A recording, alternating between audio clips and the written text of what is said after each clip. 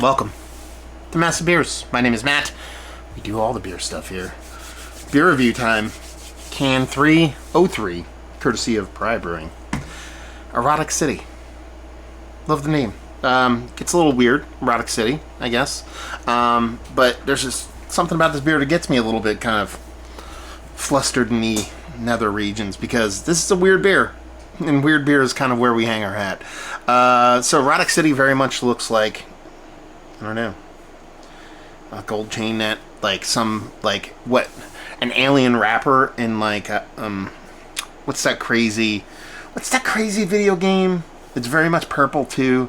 It's kind of like not Rockstars, somebody's version of GTA, but not really GTA. What the hell was the name of that video game? If I remember, I'll mention it. But it's like almost like the alien drug dealer Knack video game. That's like the gold chain you would wear. This is a hybrid ale. That's what they call it, because we'll get into it. You'll know why now.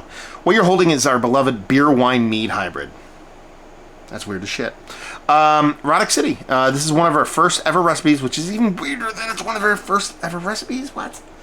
Like, who goes, oh, I'm going to make a recipe. I'm going to make my first recipe from any beer ever. Let's do all three fermentables that people do, and we'll just do them that way. Well, there's no cider in there. There's still more fermentables than that. No kombucha, but you know what I'm saying. Offering in cans. So first ever recipes and offering in cans is something special. That's weird. I can read bad and spell words bad out of my mouth. Oh, this is an awesome review. Featuring orange blossom honey and muscat grapes in addition to barley. It is both sweet yet dry and just a slight bit acidic. We admire those who blend and weave between styles and inspirations in the art. This is beer represents exactly that for us. Now that makes me think, though, is it a hybrid ale with ingredients that you would use in the beer, wine, or mead world, or is it like a hybrid beer, wine, and mead that's fermented as such? Like, the way beer works in New Jersey, I don't think you would even be allowed to make this beer, because you can't, as a brewer, you can't make wine. As a brewer, you can't make mead. And the way they say it's actually brewed with, honey, that gets your mead portion of the show here. There's a lot of breweries that put honey into beer, and then those muscat grapes, a lot of beers have a dosage of grapes in them. So I'm kind of curious, maybe Brian, when he watches this, he can be like, kind of, if he wants to, he doesn't have to, because it might be trade secrety stuff, but I'm just kind of curious. So we're just going to dive into it and see what's what. So label wise, like I said, I like it in a very much kind of cheesy video game. It's going to drive me insane, and I can't think of that video game kind of way. And we'll see what's what. I'm curious about the color. I'm guessing it's going to be like plum winey, if I'm thinking correctly. I could be wrong. Muscat grapes might be a lighter. Yeah, it's light. Yeah, it's a tinge maybe, but no, it's just lighter. So it must be a white wine. Great. My dirty ass glass mafia. There you go. Now it looks cleaner. So yeah. We'll see what's what. First off, it looks like a golden ale. It looks like it could be somebody's clear IPA. It could be a Belgian golden. It could be a blonde barley wine. It could be a bunch of different things. Definitely looks like a beer. The way the carbonation kind of comes off doesn't look like a mead. Doesn't look like a wine. Head's dissipating really quick. Could be something about the ingredients in there, or just the way the beer it is. There's that soft golden glow, very a la Saison-y, stuff along those lines. So it is yellow, amberish yellow. Let's see if we can get a nose.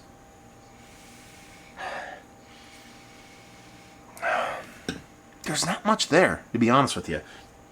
You're talking about honey. Honey's usually, if it's a non-fermentable sugar, so it's usually not going to add sweetness. For me, it adds more like a dryness, because a lot of times the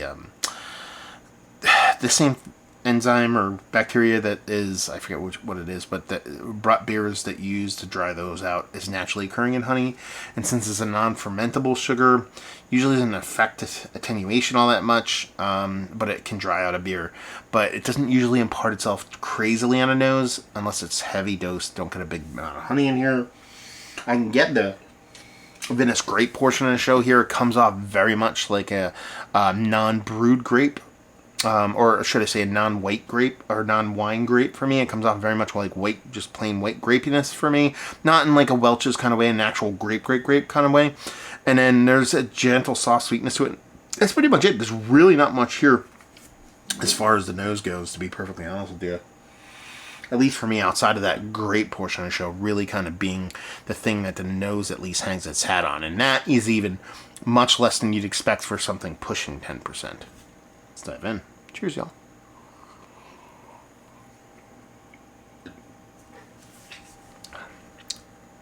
Okay.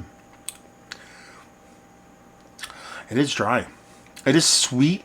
It starts off like a ramping sweetness, and then just drops out. It's got to be that honey doing that.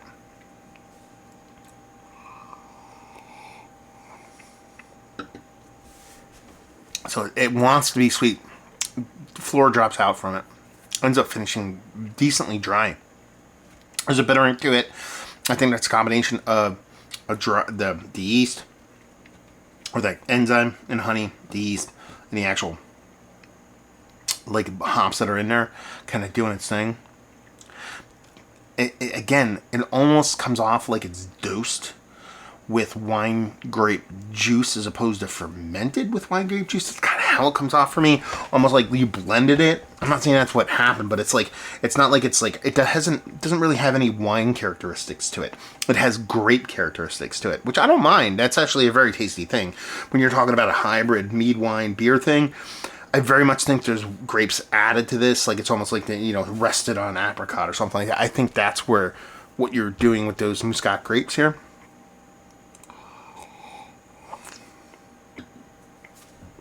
In the beer portion of the show, outside of that drying yeast, a little bit of maybe fruitiness from the yeast too. A bit of sweetness, like a golden malt kind of sweetness. Let's put it this way.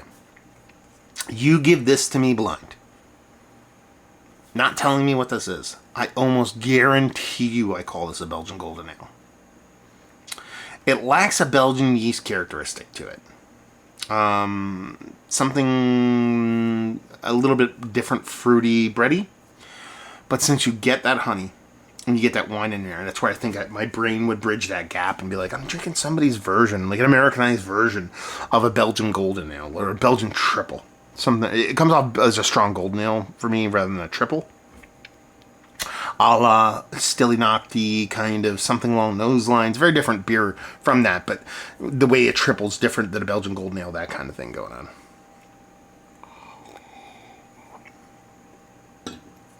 It's that weird version of the beer where you're drinking something that is super high ABV, but it's not super aggressive. It's a dinner beer for me. That's where this thing kind of lies, This is like a post meat meal beer for me. Like if I'm going to drink beer throughout dinner, which I don't do a ton of actually, but when I do, it's very purposeful, and I drink specific things at specific times. More like going to a beer dinner and having a 7-course thing and drinking specific things. This is like post-dinner, post-meat, post-gamey meat kind of thing for me, where it's like, you're not trying to cut through the meat itself. You've already eaten everything. You're not off to dessert yet. It's not like necessarily a palate cleanser, almost like a palate cleanser for food, but it has this kind of just food-esque kind of characteristic to it. I actually like it. I really do. The only thing maybe if I'm a little bit bummed is I expected this weird mead wine beer hybrid, and what I'm getting is a beer with the ingredients, like I said previously, the ingredients of what you would use for mead and the ingredients of what you use for wine in a beer, which is fine. I think it's a tasty combination. Those work. I love me some braggots. I love me some honey-based ales. I love me, some IPAs actually. Some of my favorite IPAs have been dosed with some Worcestershire and a couple different grapes have always been some of my favorite kind of IPAs and stuff like that. So I can get down with that. The way it's presented comes off a little bit, I don't want to say disingenuous, because I think I snuffed that out before I even drank it, but I was curious, and it really does come off just like a Belgian-esque kind of triple strong ale that has this kind of little curveball thrown into it, but it's very, very fun, very tasty in that, but I'm trying to wrap my head around it, so it comes off a little bit weirder, or less enthusiastic maybe than I should give it. It's fun nonetheless. It's ABV too. You're talking about 9%. Very low impact on this, as a lot of the Belgian strong ales can be. But a very cool beer. essence of experience. I'm going to post all the Pariah stuff at the same time. I did their experimental hazy. I did their barrel-aged American strong ale and whiskey barrels, and then this. I'll post them all same day. That way you can get the whole experience and see what's what. So there you go. Is this one of the better hybrid beer wine? But no, we're not even going to say that. Is it one of the better golden ales that I've had as late? Because that's really, if I'm going to compartmentalize this, if I'm going to, someone holds the BGCP gun to my head and says, classify this, it's a golden ale. Whether it's Belgian or American or whatever, it's a golden ale. A strong, imperial golden ale. Strong golden ale. I mean, it defaults to that, so I don't even know where to put it. I think we should just eschew one of the better weird beers. Let's do it that way, because that's one of my favorite categories. One of the better weird beers that I've had as late. It's not a Mount Rushmore status. Sure, we'll talk about it, but there's some weird ones that have really done it proper for me. When I dig this, it just doesn't get there. Value and availability, Pariah, let us know. And leave you with, if you like, well, you like this. If you like golden ales, if you like unique takes on beer, if you like high ABV beer that drinks low impact, if you just like experimenting. I mean, that's what this beer is all about, and that's a very fun thing, and that's probably the best part about it, is breweries take that cut. They take that chance. For stuff like this, I'm here for that. Pariah, have you been west? Have you been in the east since they moved here? Have you had their beers? Have you had this beer? All that fun stuff down there. Hopefully you guys enjoyed our review. Hopefully enjoyed a little bit of weird beer right now. Hope to see you next time. Cheers, y'all.